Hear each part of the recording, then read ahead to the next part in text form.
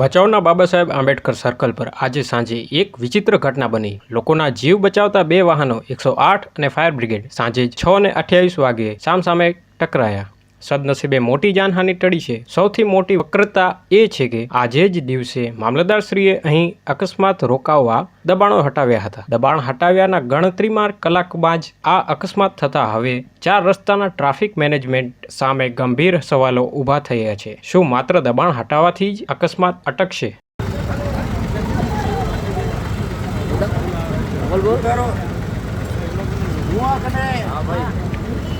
ભચાઉ નગરપાલિકા નિર્દોષ માણસના સામાન ઉપાડે છે અને એક અકસ્માત અહીંયા થાય છે।